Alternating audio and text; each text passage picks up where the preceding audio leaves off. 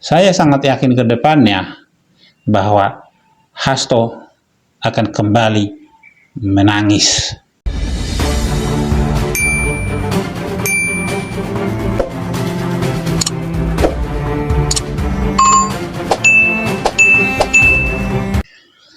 Sidang putusan sela terhadap eksepsi Hasto, Majelis Hakim menolak semua eksepsinya.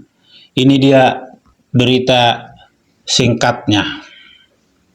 Dalam sidang, Majelis Hakim Pengadilan Tipikor menolak eksepsi atau nota keberatan yang disampaikan Hasto Kristianto.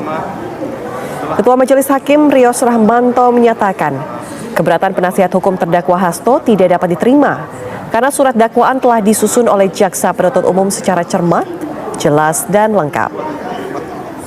Tak hanya itu, Majelis Hakim menyebut bahwa surat dakwaan tersebut juga telah menguraikan seluruh perbuatan dan peran Hasto. Dengan putusan ini, maka persidangan Hasto berlanjut ke agenda pembuktian. Kita telah mendengar bersama keputusan atas eksepsi yang saya ajukan dan juga penasihat hukum sampaikan, dan terhadap keputusan yang diambil kami hormati sepenuhnya, karena sejak awal ketika kami mengajukan eksepsi ini merupakan bagian dari hak yang dimiliki oleh terdakwa, dan juga ini sangat penting sebagai bagian dari pendidikan politik kepada rakyat untuk melihat bagaimana seluruh aspek-aspek hukum yang seharusnya berkeadilan.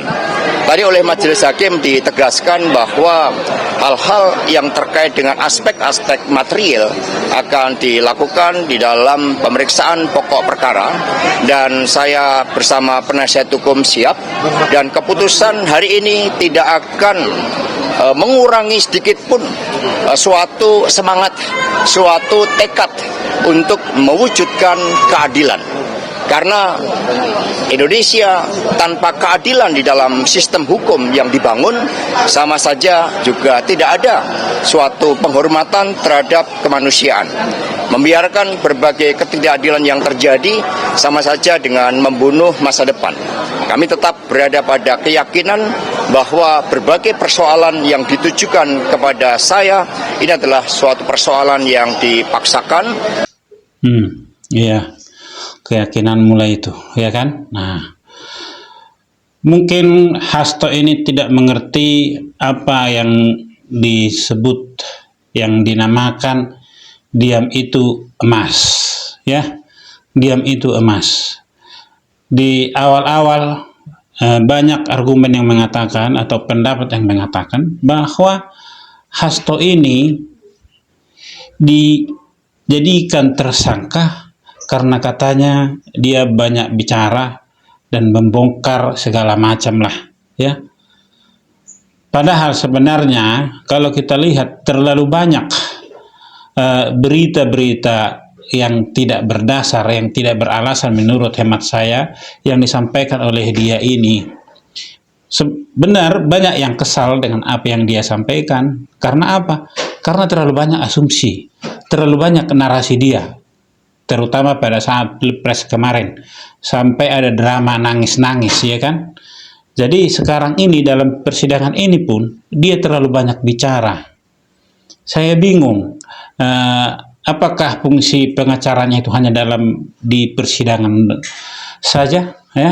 Ketika menghadapi para wartawan yang terlalu banyak bicara, itu adalah Hasto. Seakan-akan dia tidak percaya terhadap para pengacaranya itu, ya. Dia tidak yakin terhadap para pengacaranya yang luar biasa itu. Jadi setiap selesai sidang, dia pasti banyak ngomong. Dia pasti banyak ngomong. Nah, apa yang dia sampaikan di sini adalah secara tidak langsung dia juga sudah memframing bahwa putusan hakim itu, ya, adalah putusan yang tidak benar. Ya, dari narasi-narasi yang dia sampaikan di sini terlihat bahwa kebenaran itu hanya ada kalau dia terbebas. Kalau dia terbebas dari tuntutan masalah Harun Masiku ini, baru itulah kebenaran yang sesungguhnya. Kalau saya lihat dari narasi dia itu, ya, dia bawa-bawa Indonesia dan segala macam. Menurut saya semakin banyak dia berbicara, semakin banyak dia memberikan narasi atau statement, ya, itu akan menghancurkan dia.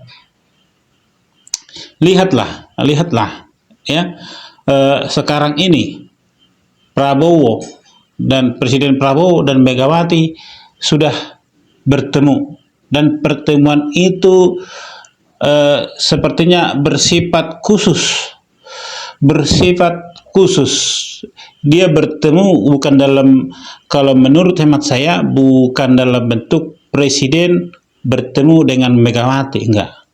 Bertemu dalam bentuk sesama ketua partai. Karena pertemuan itu, ya, terjadi di sana tidak ada instrumen pengawalan terhadap seorang presiden. Nah, sekarang Prabowo datang menjumpai Megawati, ya. Dengan gaya Prabowo, Presiden Prabowo menjumpai Megawati, kemenangan ada di tangan Prabowo. Artinya apa? Menurut hemat saya, Megawati semakin tidak bisa berbicara. Megawati dalam tekanan sekarang. Dia berhutang kunjungan terhadap Prabowo, ya. Bagaimanapun ceritanya, ya, orang yang memberikan maaf, ya, orang yang memberikan sifat pendamai akan menjadi menang dalam pandangan masyarakat. Begitu baiknya Prabowo mau menanggalkan jabatan presidennya, menemui Megawati untuk sebuah yang namanya, ya, kebersamaan, perdamaian, untuk saling memaafkan. Artinya di sini, ya, saya melihat bahwa tidak ada lagi kekuatan, ya, dari Megawati, dalam hal ini juga PDIP, yang bisa memberikan tekanan terhadap kasus Hasto ini. Ya, kalau jadi saya lihat di sini, Hasto ini sebentar lagi akan jalan sendiri.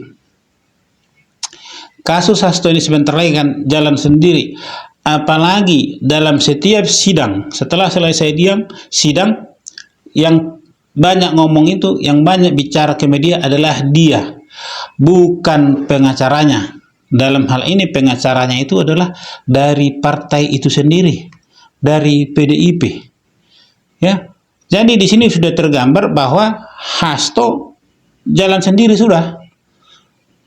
Jadi permainan politik tingkat tinggi yang dimainkan juga menurut saya oleh Prabowo dengan menyambangi rumah Megawati bukanlah kekalahan dari Prabowo, tapi justru kemenangan bagi Presiden Prabowo, kekalahan bagi Megawati. Ya, Megawati sudah berhutang kunjungan. Megawati sudah berhutang maaf terhadap Prabowo. Ya. Jadi menurut hemat saya ini, dalam sidangnya Hasto ini ke depannya, ya, saya sangat yakin bahwa Megawati tidak lagi begitu mempresur terhadap kasusnya Hasto, apalagi kalau nanti sudah terpilih sekjen PDIP yang baru, ya, apalagi karena saya yakin kasus ini belum selesai sampai pemilihan sekjen PDIP yang baru. Nah, dan kita lihat tadi ketika Hasto berbicara di media, ya, gaya semangatnya, ya, cerianya hilang semua.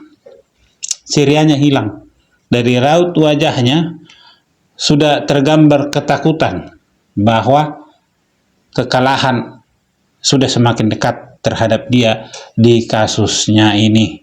Tetapi dia tidak bisa menjaga dirinya, tetap banyak ngomong. Menurut saya, kalau dia bisa menahan dirinya, ya, bisa menahan mulutnya, maka rasa simpati pasti akan bertambah kepada dia. Tetapi apa yang dia sampaikan di situ seolah-olah kebenaran itu hanya ada di pihak dia. Hakim berada di posisi yang salah dalam apa yang dia sampaikan. Saya yakin ke depannya, ya, saya sangat yakin ke depannya bahwa Hasto akan kembali menangis